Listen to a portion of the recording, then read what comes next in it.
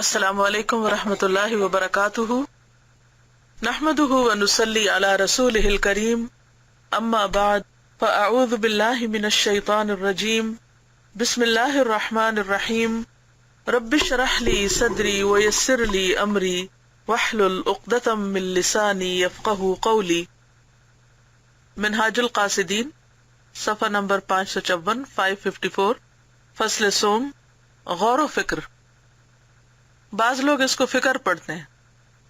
یہ کیا ہے؟ غور و فکر۔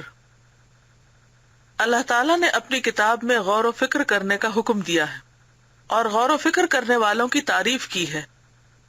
وَيَتَفَكَّرُونَ فِي خَلْقِ السَّمَاوَاتِ وَالْأَرْضِ رَبَّنَا مَا خَلَقْتَ هَذَا بَاطِلًا، اور وہ زمین اور آسمان کی پیدائش میں غور کرتے ہیں اور کہتے ہیں، اے ہمارے رب، تو نے یہ بے مقصد پیدا نہیں کیے، یعنی آسمان اور زمین۔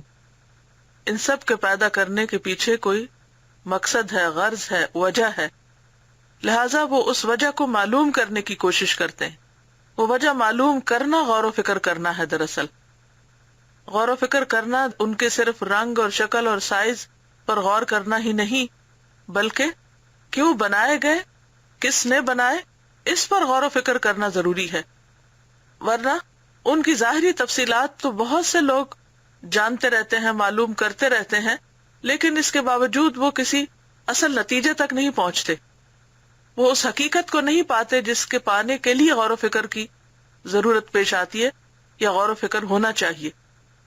یعنی غور و فکر کا بھی تو ایک مقصد ہے نا۔ کتنے ہی نان مسلمز ایسے ہیں جو ہم سے بڑھ کر ستاروں میں اور سیاروں میں غور و فکر کرتے رہتے ہیں اور آسمان اور زمین کی کریشن کے بارے میں ہم سے زیادہ جانتے ہیں، لیکن اس جاننے کا کیا فائدہ ہے ان کو، جبکہ انہوں نے یہ نہیں جانا کہ ان سب کا پیدا کرنے والا کون ہے اور اس نے ان سب چیزوں کو کیوں بنایا ہے۔ فرمایا، ان فی ذلک لآیۃ لقوم یتفکرون، اس میں نشان ہے غور و فکر کرنے والوں کے لیے۔ حضرت عمر بن خطاب رضی اللہ عنہ نے کہا کہ رسول اللہ صلی اللہ علیہ وسلم نے فرمایا، اللہ کی نعمتوں میں غور کرو اور اللہ کے متعلق غور نہ کرو۔ یہ حدیث ضعیف ہے، لیکن اگر ویسے ایک قول کے طور پر لی جائے یا حکمت کی بات کے طور پر لی جائے تو بات ہے کام کی۔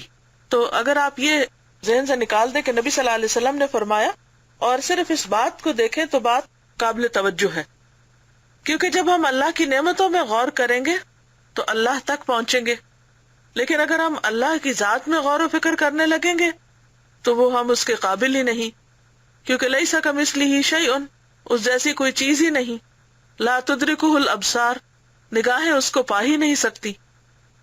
تو جس چیز کو ہم پا ہی نہیں سکتے اس کے بارے میں غور و فکر کیا کریں گے؟ حضرت ابو الدرداء رضی اللہ عنہ نے کہا، ایک گھڑی غور و فکر کرنا ساری رات کے قیام سے بہتر ہے۔ وہب بن منبہ نے کہا، جو زیادہ غور کرے وہ سمجھ جاتا ہے اور جو سمجھے وہ یقین کر لیتا ہے۔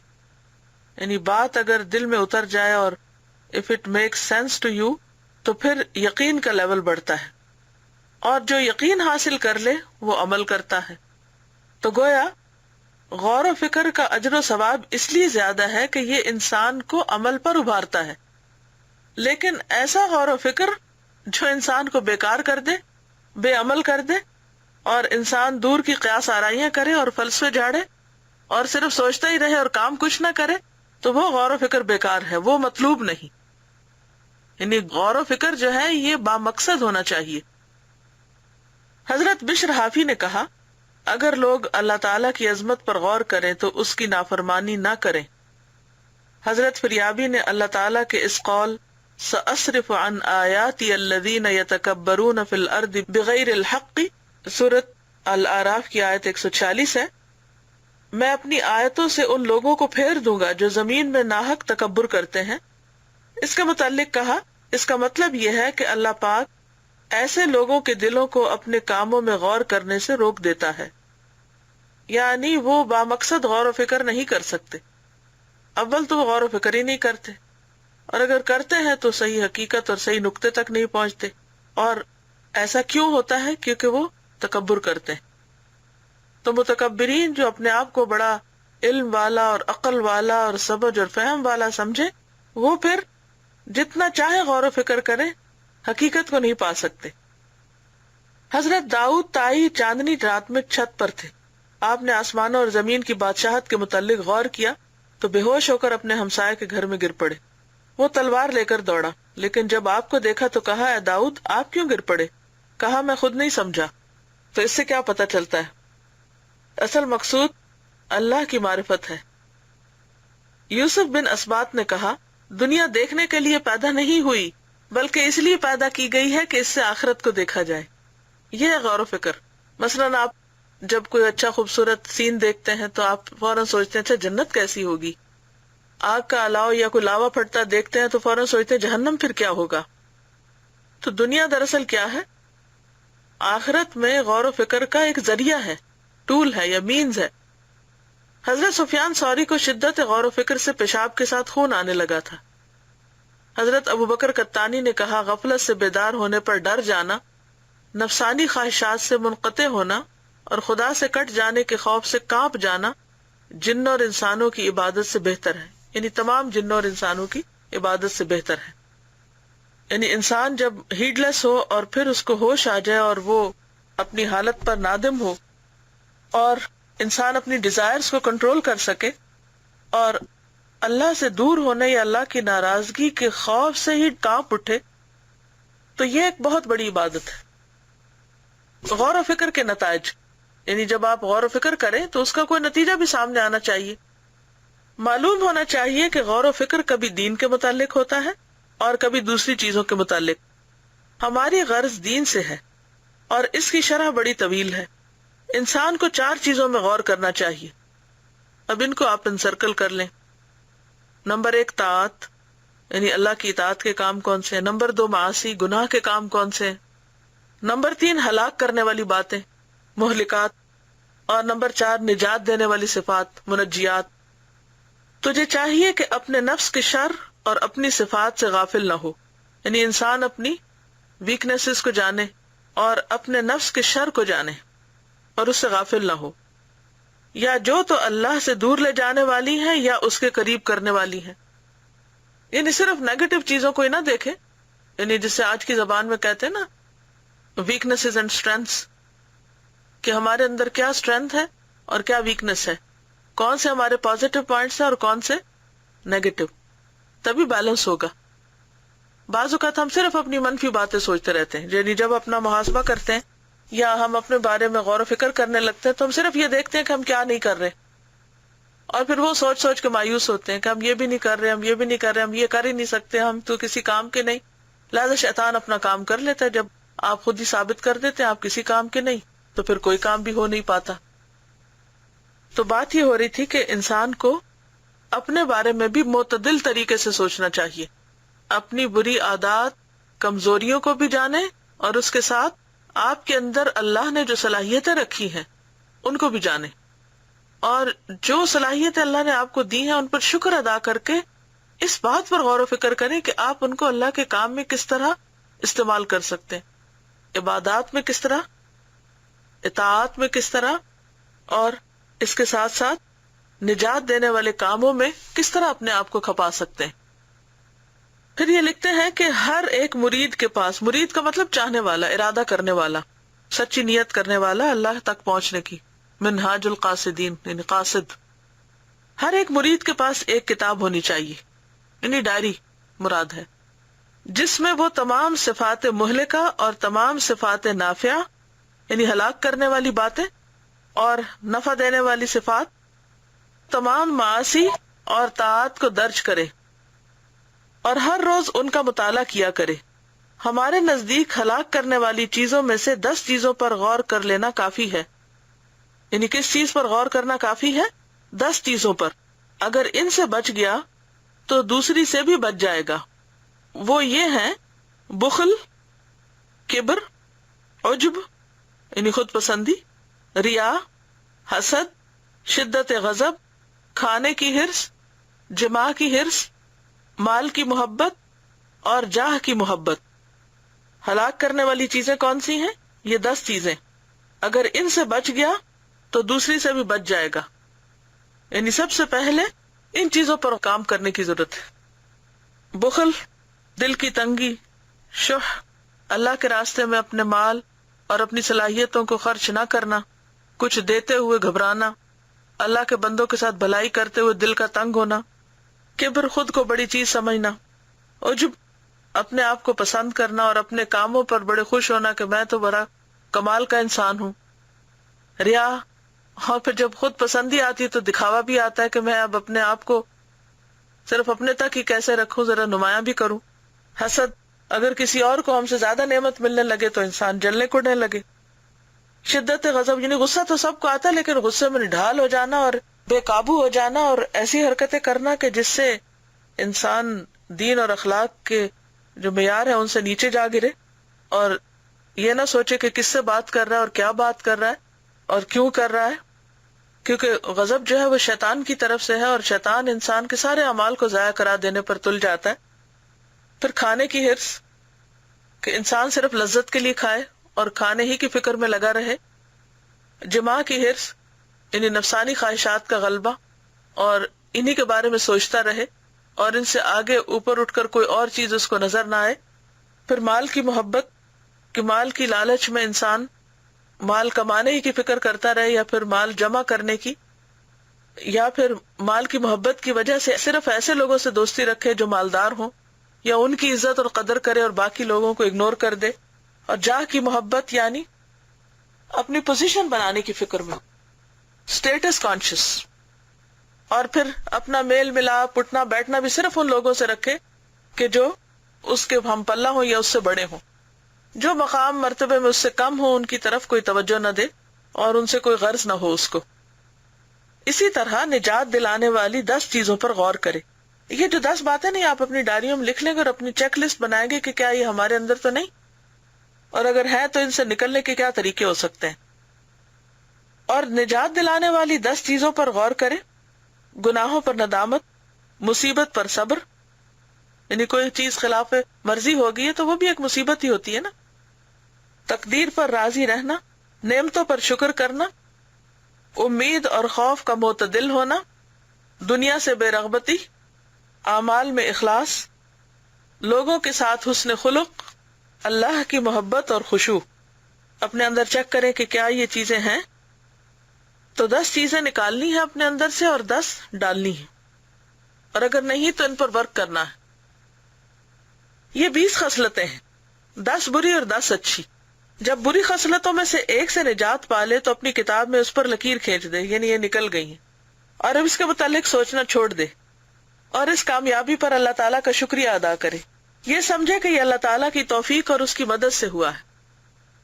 یہ نہ کہے کہ میں کامیاب ہو گیا اور میری فلاں اسٹریٹجی اور فلاں ٹپ اور فلاں حکمت کام کر گئی ہے۔ آپ وہی ہوتے ہیں اور آپ کی حکمتیں بھی وہی ہوتی ہیں، لیکن کس طرح پھسلتے ہیں یہ ہم سب کو پتا ہے۔ پھر باقی 9 کی طرف توجہ کرے، یہ اس لیے کراس کرا رہے ہیں تاکہ پھر ایک ایک کو انڈیویجولی ڈیل کرے، 1 on 1 بیس پر، اور اسی طرح کرتا جائے یہاں تک کہ سب پر لکیر کھینچ دے۔ اس کے بعد اپنے نفس سے نجات دلانے والی صفات سے متصف ہونے کا مطالبہ کرے، اور جب ایک کے ساتھ متصف ہو جائے، مثلا توبہ اور ندامت سے، تو اس پر خط کھینچ دے اور باقی میں مشغول ہو جائے۔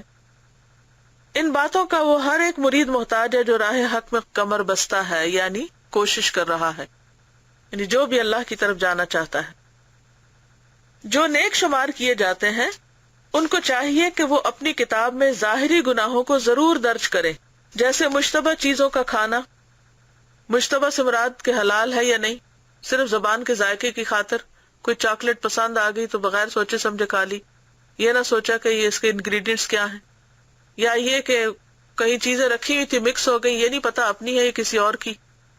تو مشتبہ چیز ہے، مثلا آپ لوگ ہاسٹل میں رہتے ہیں تو بعض اوقات چیزیں ملتی جلتی بھی ہوتی، تو اس میں شک پڑ جائے پھر بھی کھا جائے کہ کوئی بات نہیں میرے بھی تو تھی نا یہاں، حالانکہ یقین نہیں کہ آپ ہی کی ہے جو آپ کھا رہے ہیں۔ غیبت یعنی کسی کی برائی نہ کرے، چغلی لڑانے کے لیے کسی کو برا بھلا نہ کہے، اس کی پیٹھ پیچھے لڑنا جھگڑنا، اپنی مدح میں زبان کھولنا، سیلف پریز، اولیاء اللہ کی محبت میں افراط کرنا، غلو، دشمنوں سے از حد بیر رکھنا، یعنی دشمنوں سے بھی دشمنی رکھنی چاہیے مگر حد سے زیادہ نہیں، اس کی بھی ہمیں لمٹس بتا دی، حتیٰ کہ میدان جنگ میں کیا کرنا اس کی بھی ہمیں لمٹس بتائی ہیں۔ جنگ کے قاعدے قوانین تمام چیزوں کے بارے میں ہماری رہنمائی کی گئی ہے. اسی طرح آپ دیکھیں کہ اللہ تعالیٰ نے ہمیں کس لیے بھیجا ہے کہ دشمنوں کو بھی دوست بنائے، نہ کہ ان سے حد سے بڑھ کر دشمنی کر کے ان کو صرف ختم کرنے کی فکر کرے، ان کی بھی ہدایت کی دعا مانگے اور ان کی بھی اصلاح کی کوشش کرے. اور امر بالمعروف اور نہی عن المنکر میں سستی کرنا وغیرہ. یعنی آپ کسی کو کوئی اچھی بات بتا سکتے ہیں، بس سستی کے مارے نہیں بتائی، اچھا بتاؤں گا کیا پتا وہ پھر ایک اور پوچھ لے مجھ سے تو پھر میرا وقت ضائع ہو جائے گا. یا یہ ہے کہ کسی کو برائی سے روکنے میں سستی کرنا کہ یہ مائنڈ کر جائے گا. کیونکہ اکثر وہ لوگ بھی جو اپنے آپ کو نیکوں میں شمار کرتے ہیں ان گناہوں سے پاک نہیں ہوتے. جو لوگ اپنے آپ کو نیک سمجھتے ہیں وہ بھی ان گناہوں سے پاک نہیں ہوتے، ان میں سے کچھ نہ کچھ کرتے رہتے ہیں. لہٰذا ان کو بھی لکھ لیں. اور جب تک اعضاء گناہوں سے پاک نہ ہو، دل کی تطہیر اور اس کی آبادی میں مشغول ہونا ممکن ہی نہیں. بہت سے لوگ غلط کام کرتے ہیں، جب ان سے کہا جائے کہ کیوں کرتے تو کہتے ہیں نیت اچھی ہونی چاہیے. یہ ساری نیت کی بات ہے. بات ساری نیت کی نہیں ہے. نیت اگرچہ امپورٹنٹ ہے لیکن ظاہری عمل بھی درست ہونا ضروری ہے. تو جب تک یہ گناہ جو ہے یہ زندگی سے نہیں نکلتے اس وقت تک دل آباد نہیں ہو سکتا. محتاط زندگی گزارنے کی صورت میں بھی انسان کی طینت میں یعنی اس کی فطرت میں ایک آدھ بات ایسی بالعموم ہوتی ہے جس کی اسے اصلاح کرنی چاہیے. یعنی انسان کتنا بھی تقویٰ کے لیول پر ہو پھر بھی کچھ نہ کچھ اس کے اندر گڑبڑ ہوتی ہے. یعنی بہت درست بات انہوں نے لکھی. کبھی بھی یہ نہ سمجھے کہ ہم بہت نیک ہو گئے، پرہیزگار ہو گئے اور اب ہمیں مزید کچھ کرنے کی ضرورت نہیں. مثال کے طور پر پرہیزگار عالم اپنے علم کے اظہار اور شہرت کی طلب سے خالی نہیں ہوگا، خواہ اس کے اظہار کا طریقہ کچھ بھی ہو. وہ اپنے تقویٰ کا اظہار کرے یا علم کا، بہرحال ایک برائی ہوگی. اور جس نے ایسا کیا وہ عظیم فتنے میں مبتلا ہوا. اور اس سے صرف صدیق ہی بچتے ہیں جو بہت سچے ہوتے ہیں کہ وہ شہرت کی طلب نہ رکھیں. بعض اوقات عالموں کا علم یہاں تک پہنچا دیتا ہے کہ وہ عورتوں کی طرح ایک دوسرے سے غیرت کھاتے ہیں، یعنی حسد کرتے ہیں ایک طرح سے. اور یہ سب کچھ ان بری اور مہلک صفات کے راسخ ہونے کی وجہ سے ہوتا ہے جن کے متعلق عالم سمجھتا ہے کہ وہ ان سے نجات پا چکا ہے، حالانکہ وہ ان کے متعلق دھوکے میں مبتلا ہوتا ہے. آپ سب نے اکبر بادشاہ کے بارے میں پڑھا ہوگا جس نے دین اکبری ایجاد کیا. نام سنا؟ وہ مغل بادشاہ تھا. کبھی نہیں سنا؟ ہاں، آپ لوگوں نے میٹرک کیا تھا، پاک سٹڈیز پڑھی تھی، اکبر بادشاہ کا نہیں پڑھا؟ تو پھر سر کیوں نہیں ہلایا جب میں نے پوچھا ہے؟ میں کس سے بات کر رہی ہوں؟ میں تو اپنے آپ کو کلاس روم میں سمجھ رہی ہوں اور آپ لوگ شاید کہیں گمان میں بیٹھے ہوئے ہیں، ادھر ادھر، ہاں خیالوں میں بیٹھے ہوئے ہیں. ایسا ہی ہے یا میرا خیال ہے غور و فکر زیادہ کر رہے ہیں.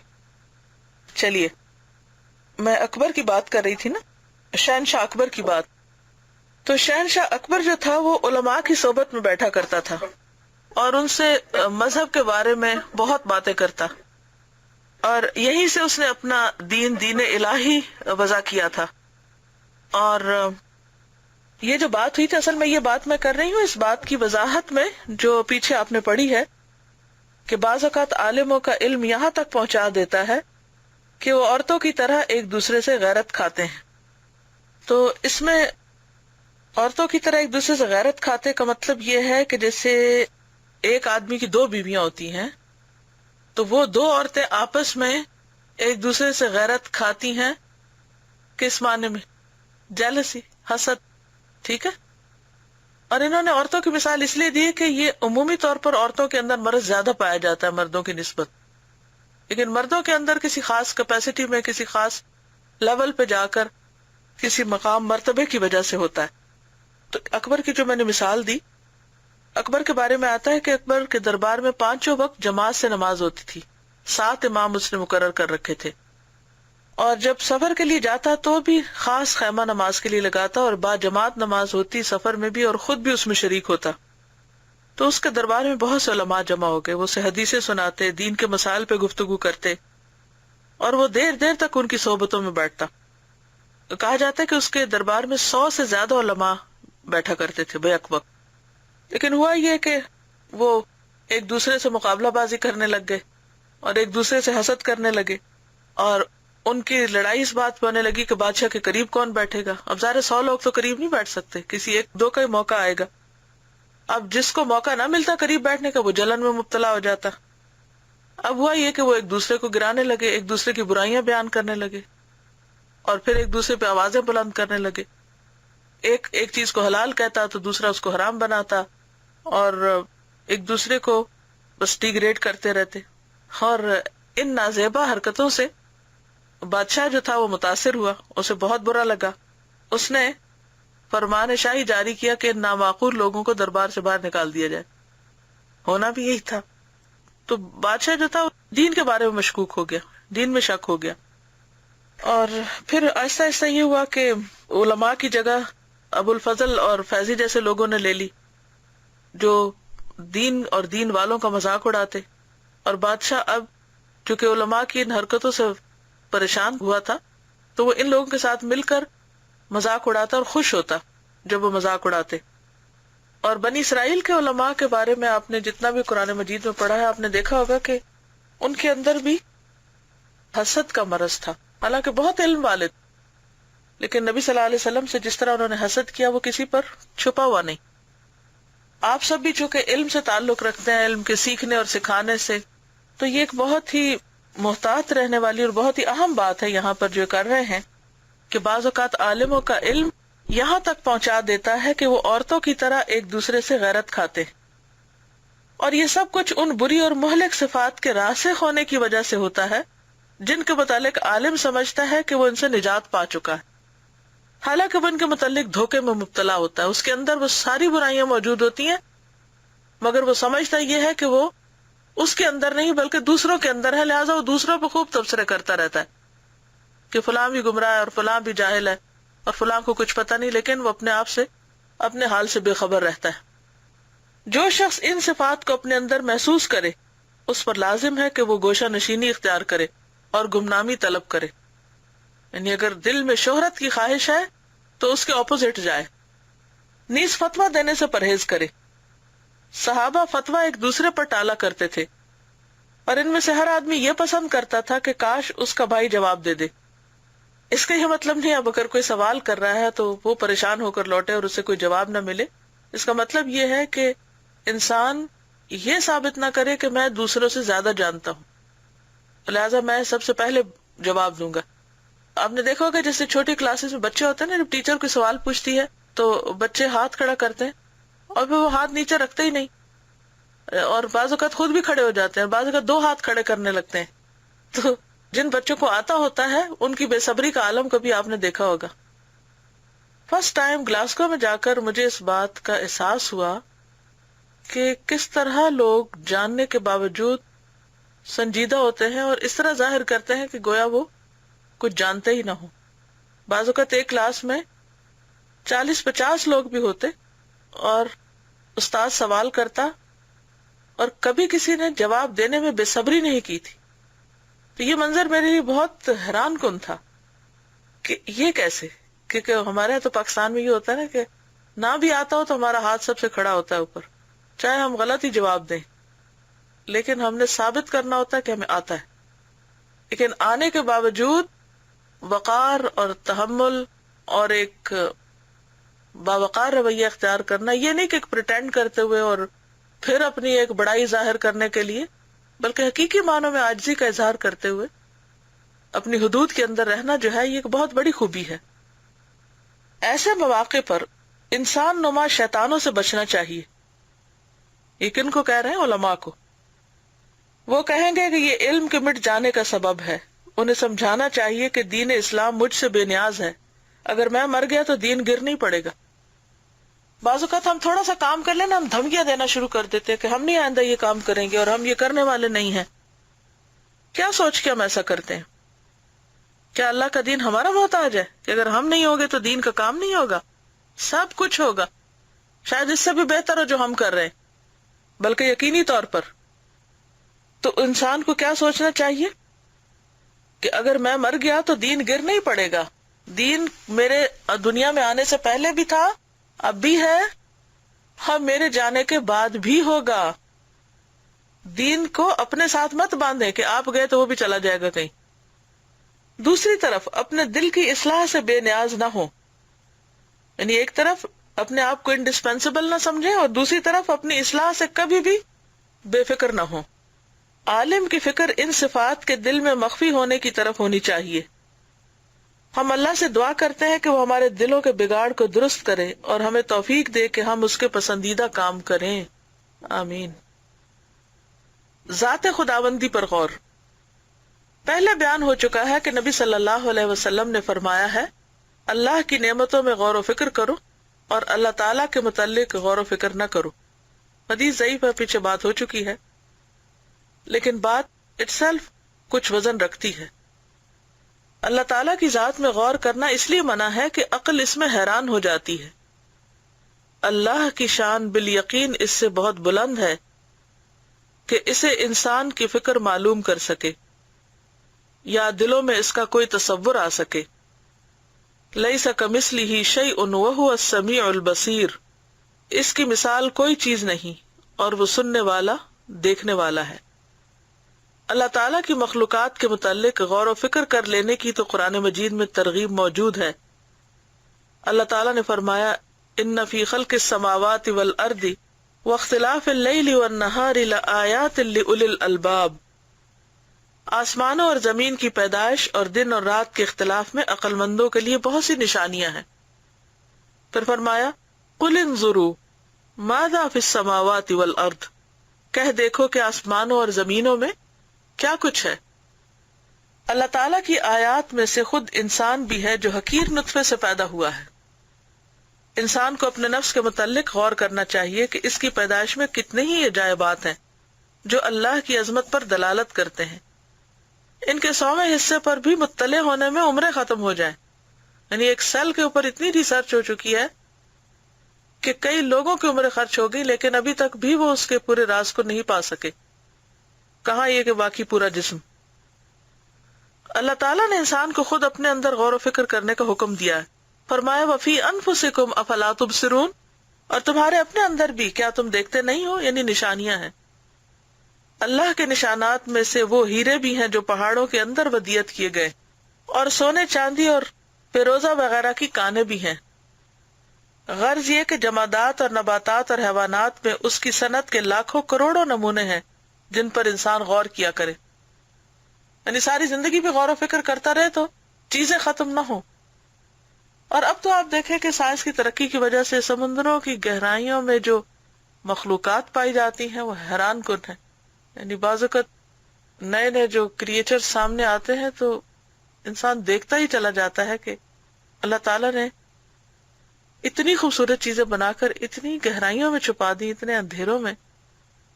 پچھلے دنوں مجھے کسی نے نیشنل جیوگرافک کا لنک بھیجا اور اس میں کچھ نئے جانوروں کی تصویریں تھیں. ان کا رنگ اور ڈیزائن، ان کی چال اور ان کا انداز حیران کن تھا. تو میں یہ سوچ رہی تھی اس وقت کہ میں نے تو کبھی ایسی چیز امیجن بھی نہیں کی کہ ایسی بھی کوئی کریشن ہوگی اللہ کی. اور اللہ نے یہ ڈیزائن کی اور اس کی زندگی کا اہتمام اتنی زمین کے اندر گہرائی میں کیا، اور اس کو کوئی پرواہ نہیں کہ کوئی انسان ان کو دیکھے یا نہ دیکھے. یعنی جانور آپس میں ایک دوسرے کو کیا دیکھتے ہوں گے. تو میں سوچتی ہوں اللہ نے یہ کس کے لیے بنائی. آج کے دور میں جبکہ اتنا کچھ ہم دیکھ چکے ہیں کہ یوں لگتا ہے کہ جیسے ہر چیز ایک آرڈنری چیز لگتی ہے نا، لیکن جب وقتاً فوقتاً ہم ایسی چیزیں دیکھتے تو پھر ہم چونک اٹھتے ہیں، اپنی غفلت سے بیدار ہو جاتے. اور واقعی اس وقت اس چیز کی ضرورت ہوتی ہے کہ ہم پر اللہ کے ڈر سے کانپ اٹھے کہ وہ کس قدر بے نیاز ہے. مجھے تو ایسی انہونی چیزیں دیکھ کر اللہ کے بے نیاز ہونے کا ہمیشہ احساس ہوتا ہے کہ اللہ الصمد، اللہ کو ہماری ضرورت ہی نہیں ہے کہ ہم کوئی عبادت کریں یا نہ کریں. اسی طرح مجھے ایک دفعہ نیچرل ہسٹری میوزیم دیکھنے کا اتفاق ہوا، ایک سائنس سینٹر دیکھنے کا اتفاق ہوا. تو اس میں لائیو دکھا رہے تھے کچھ چیزیں کائنات سے متعلق اور کچھ اسی طرح فلمائی ہوئی چیزیں، تو طرح طرح کے ستارے سیارے. میں صرف میرے آنسو بہتے جا رہے تھے اور میں ایک ہی بات سوچ رہی تھی کہ یا اللہ تو نے اتنا حسن پیدا کیا کائنات کے اندر، اتنا کچھ چھپا کے رکھا ہوا ہے. جنت تو خیر ایک بات کی چیز ہے، اس دنیا کے اندر بھی اتنا کچھ ہے. خود ہمارے جسم کے اندر سیل کی اگر تصویریں آپ دیکھیں اور مختلف جو کچھ بھی اعضاء ہیں ان کے چھوٹے پارٹس کو جب مائکروسکوپ میں دیکھتے ہیں، ان کے کلرز اور ان کے ڈیزائن اور ان کی میک جو ہے، تو میں سوچ رہی تھی کہ اللہ تعالیٰ تو واقعی بے نیاز ہے. تجھے اس بات کی بھی پرواہ نہیں کہ کوئی ان کو دیکھے یا نہ دیکھے، کوئی ان کو دیکھ کر تیری عظمت کو پہچانے یا نہ پہچانے. یہ تو باتیں بھی بہت چھوٹی، اس کی شان تو بیان ہو ہی نہیں سکتی اور ہم اس قابل ہی نہیں. تو حقیقی معنی میں وہ بے نیاز ہے. یا ایھا الناس انتم الفقراء الی اللہ واللہ هو الغنی الحمید. وہ بے نیاز ہے، وہ تعریف والا ہے، اپنے آپ سے آپ تعریف والا ہے. گہرے سمندر، جنگل، پہاڑ، دریا اور ہرے بھرے میدان وغیرہ، کون سی ایسی چیز ہے جس سے اللہ تعالیٰ کی شان ظاہر نہیں ہوتی؟ موتی کی پیدائش پر غور کرو، اسے سمندر کی تہہ میں سیپ کے اندر کس طرح بنایا ہے. اور دیکھو پانی کے نیچے ٹھوس پتھر میں مونگا کس طرح اگتا ہے، ریف جو ہے. اس کے علاوہ عنبر، عود اور دوسری چیزوں کا بھی یہی حال ہے. کشتیوں کے عجائبات دیکھو، اللہ نے ان کو کس طرح پانی کی سطح پر روک رکھا ہے اور سمندروں میں چلایا ہے. ہوائیں انہیں لیے پھرتی، اور ان سب سے عجیب چیز پانی ہے کہ وہ زمین کی ہر چیز کی زندگی ہے، خواہ وہ حیوان ہو یا نباتات. اگر کوئی انسان پیاسا ہو اور اس کو اس سے روک دیا جائے تو اگر اس کے پاس ساری دنیا کے خزانے ہوں تو پانی کو حاصل کرنے کے لیے خرچ کر دے. پھر اگر پی لے اور وہ باہر نہ نکلے تو اس کو نکالنے کے لیے تمام دنیا کے خزانے خرچ کر ڈالے. آدمی کو چاہیے اس نعمت سے غافل نہ ہو. یعنی ہر روز ہماری زندگی میں یہ عمل دہرایا جاتا ہے لیکن ہم شکر ادا نہیں کرتے. اللہ تعالیٰ کے نشانات میں سے ایک ہوا بھی ہے، اور وہ لطیف جسم ہے جو آنکھ سے نظر نہیں آتا. پھر اس کی شدت اور طاقت کو دیکھو اور فضا کے عجائبات پر غور کرو کہ ان میں کیا کچھ ہے. بادل، گرج، بجلی، بارش، برف، اولے اور شہاب وغیرہ. دیکھو پرندے اپنے پروں سے کیسے ہوا میں تیرتے پھرتے ہیں جیسے کہ جانور پانی میں تیرتے ہیں. آسمان، اس کی عظمت، اور سورج، چاند اور ستاروں کو دیکھو. ہر ستارے میں ان کے رنگ، شکل اور مقامات کے لحاظ سے اللہ تعالیٰ کی بے شمار حکمتیں ہیں. اور پھر دیکھو کیسے رات دن میں اور دن رات میں داخل ہوتا ہے. اور سورج کی گردش پر غور کرو کہ وہ گرمی، سردی اور بہار اور خزاں میں کس طرح مختلف ہوتی ہے. اور کہا گیا ہے کہ سورج زمین سے 160 گنا سے کچھ اوپر بڑا ہے. موجودہ تحقیقات کے مطابق کئی لاکھ گنا بڑا ہے، یہاں تک کہ آسمان کا چھوٹے سے چھوٹا ستارہ بھی زمین سے 8 گنا بڑا ہے. پھر جب ایک ستارے کا یہ حال ہے تو ستاروں کی کثرت کو دیکھو اور آسمان پر غور کرو جس میں یہ ستارے جڑے ہوئے ہیں، اور اپنی آنکھ پر غور کرو کہ اس قدر چھوٹی ہونے کے باوجود کس طرح ان کا احاطہ کرتی ہے. یعنی کتنی چھوٹی ہے ہماری آنکھ اور اس میں دیکھنے کی جگہ کتنی چھوٹی ہے اور کتنی بڑی بڑی چیزوں کو دیکھ پاتی. انسان کی حالت پر افسوس ہے کہ جب وہ کسی دولت مند آدمی کے مکان میں جاتا ہے جس میں سونے کے نقش و نگار ہوں تو اس کی حیرت ختم نہیں ہوتی. جگہ جگہ اس کا تذکرہ کرتا ہے کہ اس نے کیا دیکھا، اس نے یہ بھی دیکھا، اس نے وہ بھی دیکھا.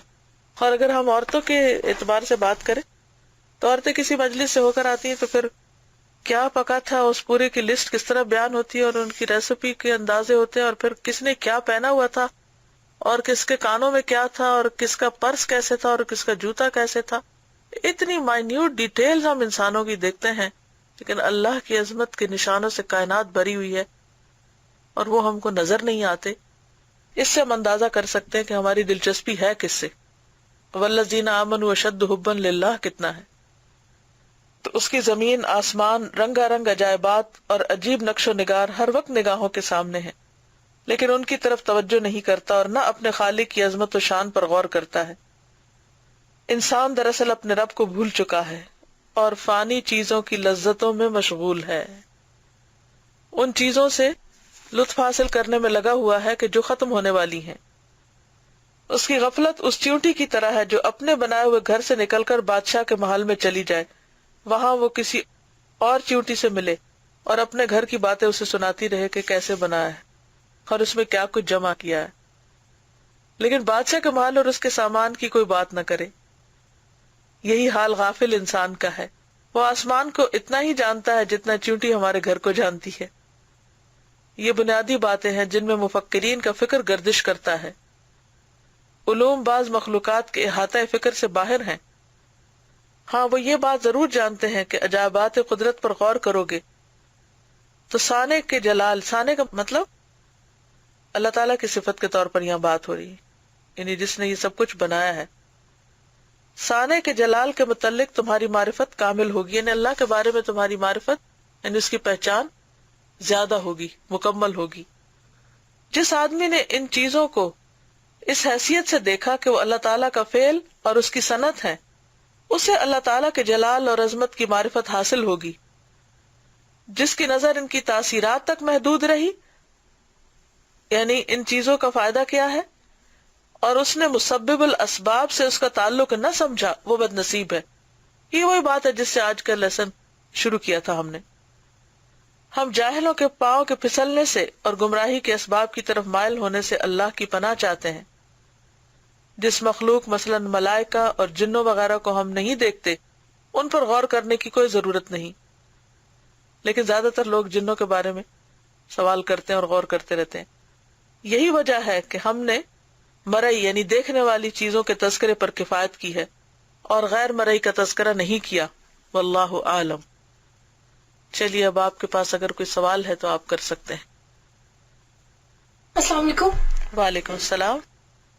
پیج نمبر 555 کے اینڈ پہ جی ہم یہ مطلب سوچتے ہیں کہ ہمارا عمل نہیں بدلتا اور ہم عمل پہ کیسے فوکس کریں، اتنا کچھ ہمارے عمل میں نہیں آ رہا. تو میں یہ سوچ رہی تھی یہاں پر انہوں نے کتنی اچھی ٹپ دے دی نا کہ ہم لوگوں نے جو جو چیزیں اپنے عمل میں لے کر آنا چاہتے ہیں اس سب کو لسٹ اپ کر لیں اور ایک پر فوکس کر کے اس کو سیٹ کر لیں، پھر دوسرے کو اس کے بعد کریں.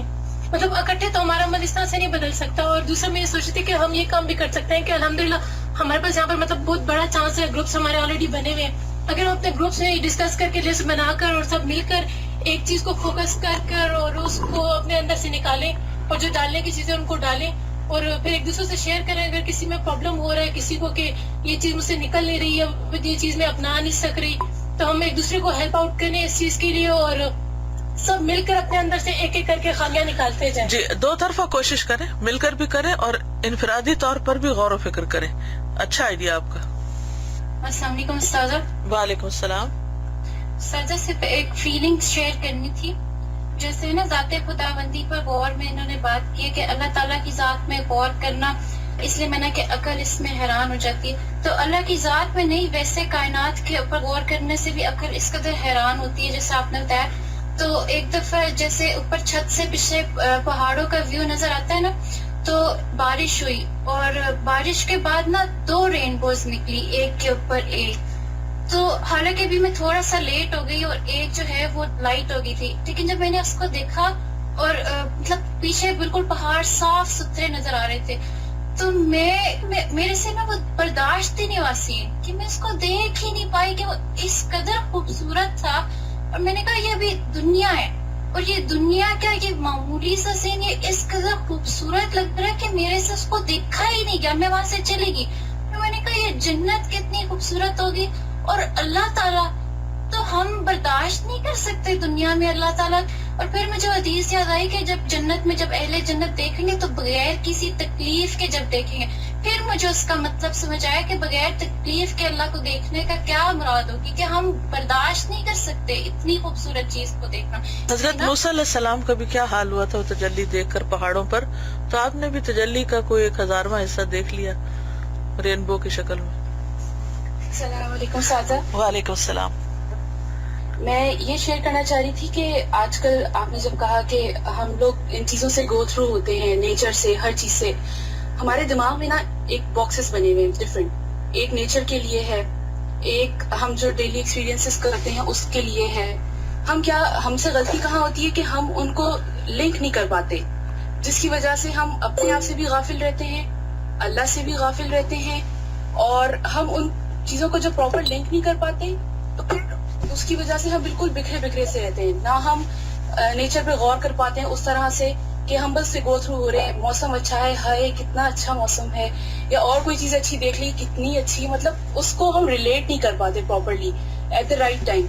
جس کی وجہ سے کیا ہوتا ہے کہ ہم لوگ پھر بالکل اس چیز سے بالکل پیچھے رہ جاتے ہیں، نہ اللہ تعالیٰ کو فیل کر پاتے ہیں، نہ اپنے آپ کو اس کے اندر دیکھ پاتے ہیں. اصل میں اوور آل ہی ہمارا مسئلہ یہ ہے کہ ہم غور و فکر کسی چیز میں نہیں کرتے، بس ایک بے شعوری کسی کیفیت ہے، اوپر اوپر سے چیزوں کو دیکھ کر روٹین میں بعض اوقات بے سوچے سمجھے الحمدللہ کہہ رہے ہوتے ہیں، کوئی پوچھتا کچھ ہے جواب کچھ اور دے رہے ہوتے ہیں، بس اپنی دنیا میں غرق ہوتے ہیں.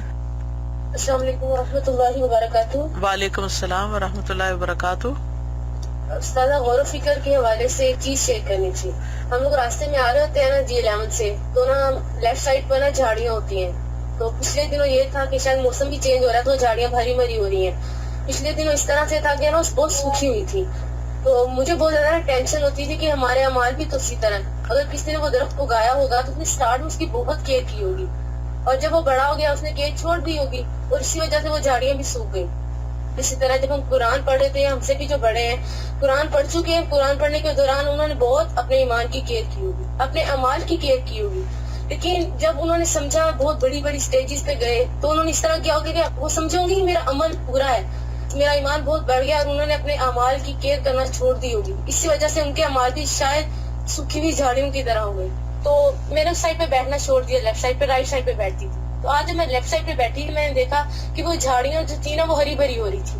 تو مجھے اتنی زیادہ موٹیویشن ہوئی کہ اگر ہمارا ایمان ہم لوگ زیادہ بڑھ بھی گئے اس وقت بھی ہمیں ضرورت ہے کہ ہم اپنے اعمال کو چیک کریں، اپنی نیت کو چیک کریں. قرآن پڑھ لینا، حدیث پڑھ لینا، ہم کبھی پرفیکٹ نہیں ہو سکتے. اپنے ایمان کی ہمیں ہمیشہ تجدید کرنا. چلیے ٹھیک ہے، نیکسٹ. السلام علیکم ورحمۃ اللہ وبرکاتہ. وعلیکم السلام ورحمۃ اللہ وبرکاتہ. استاذہ، یہ بھی آپ نے جو صفحہ نمبر 555 پہ یہ 10 چیزیں جو ہے نجات دلانے والی، اس میں خوف اور امید کا معتدل ہونا، میں نے اس میں بہت کوشش کی ہے. میری تو یہ کیفیت ہوتی ہے کہ کبھی خوف بہت زیادہ ہو جاتا ہے، کبھی امید بہت زیادہ ہو جاتی ہے. امید کا معاملہ یہ ہے کہ جیسے اللہ تعالیٰ 70 ماؤں سے بڑھ کر پیار کرنے والے، تو اس طرح کہ کوئی بھی اگر غلطی ہو جاتی ہے کچھ بھی تو اللہ تعالیٰ کی ذات پہ یقین ہو جاتا ہے کہ اللہ تعالیٰ انشاءاللہ اس کو جو ہے وہ ہمیں بخشش کا کوئی نہ کوئی ذریعہ بنائیں گے. کوشش بھی کرتے ہیں، لیکن یہ کیفیت مسلسل نہیں رہتی. کبھی خوف بہت زیادہ ہو جاتا ہے، کبھی امید بہت زیادہ ہو جاتی ہے. تو اس کو معتدل کیسے رکھیں گے ہم؟ یہ کیفیات تو انسان کی بدلتی رہتی ہیں، اس میں بھی آزمائش ہوتی ہے. اگر ہمیشہ ایک ہی جیسا ہم رہیں تو پھر تو مسئلہ کوئی نہیں. تو بس یہ ہے کہ انسان اللہ تعالیٰ سے تعلق مضبوط رکھے تو پھر پریشانی نہیں ہوتی. السلام علیکم استاذہ.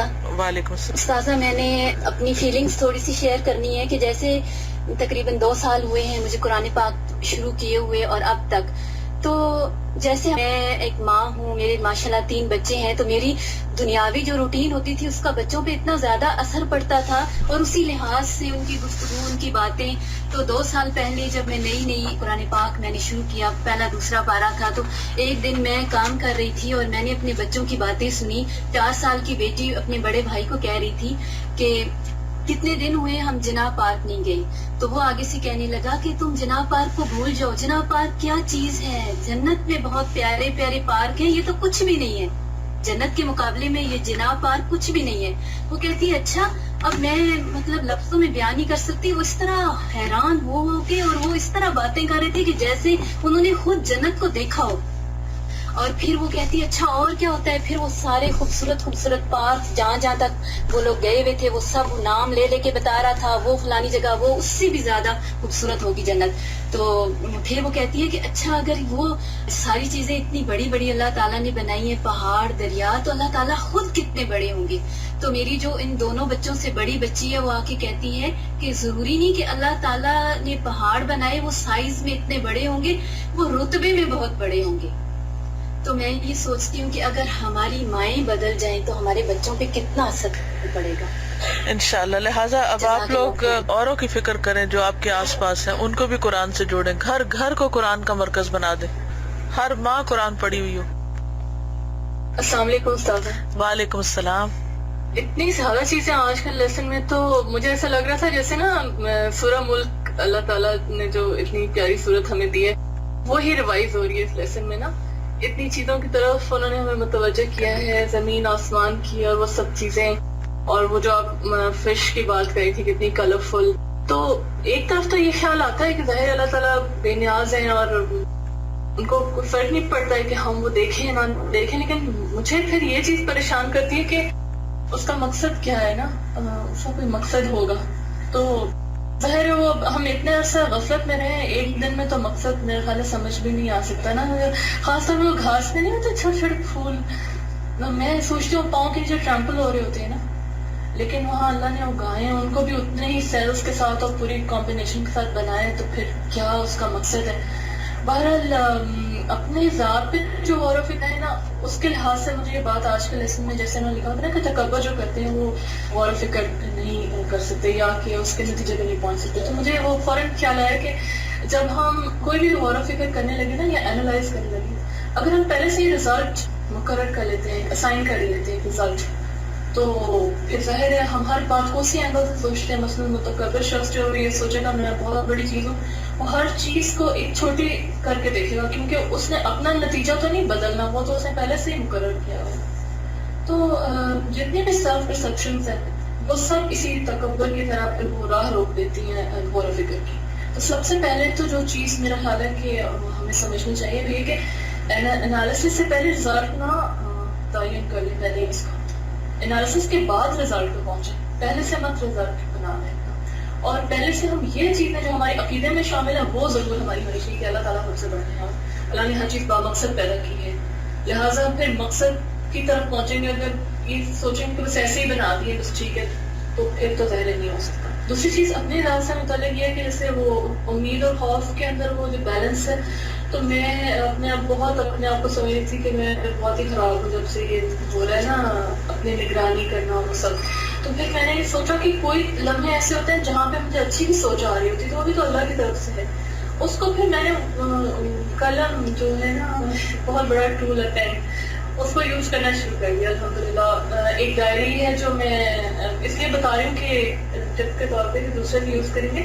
ایک ڈائری بس اسٹارٹ کر لی، اس میں میں نے جہاں مجھے اچھی سوچ آئی وہ میں نے اس کو لکھ لیا ہے، اور اپنا ٹائم جو ہے وہ اس کے اوپر بڑا لکھنا شروع کر دیا. آج میں کتنے بجے اٹھی تھی، اچھا مجھے وضو کرنے میں کتنا ٹائم لگا تھا، کیوں اتنا ٹائم کیوں لگا تھا، کیا کری تھی سوچ. مطلب ہم بیکار بھی بہت فکروں میں کھوئے رہتے ہیں اور ہمیں ٹائم کا بھی احساس نہیں ہوتا. تو اندر ہی اندر میں نے اپنے نا دل میں ٹائمنگ کاؤنٹ کرنی شروع کر دی ہے. ایک دفعہ کسی نے بتایا تھا کہ آپ کو وہ اسٹاپ واچ نہیں ہوتی تو آپ سیکنڈس کاؤنٹ کیا کریں گے کتنے سیکنڈس لگے اس کام کو کرنے میں. وہ میں نے دیکھا کہ شروع میں تھوڑا سا نہیں کیا، وہ مجھے عادت ہو گئی، اپنے دل میں گر گئی تھی 1 2 3 4 کتنا ٹائم ہو گیا مجھے بھی یہاں بولتے ہیں. یہ سب چیزیں کاؤنٹ کرنی ضروری ہے، اینڈ لیس ہے یہ چیزیں. تو بہت ساری ٹپس ہیں، لیکن جیسے ایک میں بتا دیتی ہوں، جیسے مجھے غصہ بہت زیادہ آتا ہے، میں بیل دیتی تھی نا اپنے سرونٹ کو تو وہ آتا نہیں تھا فوراً. اب میں نے شروع کیا اچھا یہ اتنا ٹائم آتا ہے 15 منٹس میں کیا کام کر سکتے ہیں، پہلے وہیں کھڑے بھی رہنا ہے، اس کو بتانی ہے بات، میں کمرے میں بھی نہیں جا سکتی. تو 15 منٹس میں اچھا چلو آج میں اپنی بیٹی کے لیے آج میں نے کہا چلو میں اس کو خود ہی پراٹھا بنا کے دے دیتی ہوں. 15 منٹس کا من میں آرام سے میں نے کہا میں یہ نہیں 15 منٹ پڑھ سکتی تھی یہاں پہ کھڑے ہوئے پڑھتی رہتی، اس کو تو میں آج یہ سمجھاؤں گی اور اس کو تو میں آج یہ کہوں گی اور وہ کہوں گی، اور بہت وہی ٹائم یوز کرتے. بعد میں سوچ رہی تھی کہ جو چیزیں مجھے نہیں یاد ہوتی ہیں جن کے یاد کرنے کو مجھے ٹائم نہیں ملتا، مثلاً اسماء سورہ ہیں، باقی طرح کے اللہ کے نام ہیں اور چیزیں، وہ میں ان کی لسٹ بنا کے کچن میں رکھوں گی. جب میں اس کو بیل دوں گی اتنی دیر میں وہ یاد کروں گی چیز، جتنی دیر میں وہ آئے تو میرا ٹائم ویسٹ ہو اس طرح. اور غور و فکر کرنے سے ہی ہمیں اوپننگس نظر آتی ہیں لائف میں، اور بھی بہت بے شمار ہیں. یہ تو ایک چھوٹی سی مثال ہے. تو thank you so much for your time, اور بہت زبردست لیسن تھا. جزاک اللہ خیر. وإياكم. السلام علیکم استاذہ. وعلیکم السلام. استاذہ ایک ذہن میں ایک بات آ رہی تھی کہ بہت ساری حیرت انگیز چیزیں اور بہت ساری ایسی نشانیاں اللہ تعالیٰ کی نظر آتی ہیں، لیکن عموماً انسان اس پر غور و فکر نہیں کرتا بلکہ اس کے فائدوں کو سوچتے ہوئے اس میں کھو جاتا ہے. تو ہمارے اندر کیسے یہ آئے کہ ہم اس پر غور و فکر کریں اور اللہ کی معرفت حاصل کریں؟ دیکھیے جیسے شروع میں بات ہوئی تھی نا کہ غور و فکر کسی مقصد کے تحت ہونا چاہیے، اور وہ مقصد جو ہے سب سے بڑا اللہ کی پہچان ہے، اللہ کی معرفت میں اضافہ ہے. اور اگر وہ نہیں حاصل ہوتا تو جیسے آپ نے فرمایا کہ ہم اس میں ہی کھو جاتے ہیں، یہ بالکل درست بات ہے کہ پھر ہم اسی کو بس انجوائے کرنے لگتے اور ہماری نظر وہی تک اٹک کے رہ جاتی، اس کے پار نہیں جاتی. اب اجازت چاہتی ہوں. اوکے, السلام علیکم ورحمۃ اللہ وبرکاتہ. سبحانک اللہم و بحمدک نشہد ان لا الہ الا انت نستغفرک و نتوب الیک.